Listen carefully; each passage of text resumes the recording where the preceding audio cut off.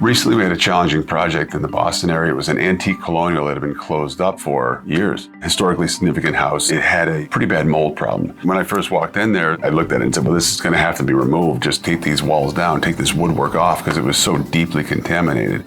That's where the owner said, no, I'm sorry, this is far too historically significant. You can't take this and just toss it in a dumpster. We got to save it.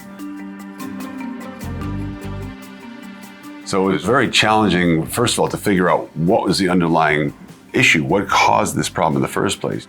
About half of the house was just covered in mold, and the other half was actually pretty okay. And then we realized it's actually the shade and the dew point situation on the east side of the house that caused this. So it was a very unusual microclimate in a house that had been sitting for years that caused the problem. When presented with the challenge of saying, wait, we need to figure out if we can save this, that's what led to the idea of doing some testing with different types of chemistry to clean, different types of chemistry to kill the mold, and what could we do to keep it from coming back.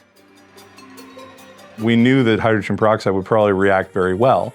You know, when you have a cut on your finger and you put peroxide on it and it bubbles, that bubbling action was going to lift all that nasty biological mass up to the surface where we could more easily wipe it away. And wiping is better than scraping and scouring and sanding any day in terms of time and in terms of damage to the surface and in terms of money. This had been so infested, we knew logically that there were going to be nooks and crannies and crevices and things at the microscopic level which were going to provide refuge for mold. And so we were trying to figure out how to use foamers and airless sprayers to get into all those nooks and crannies with the disinfectant, the fungicidal product, to kill the mold.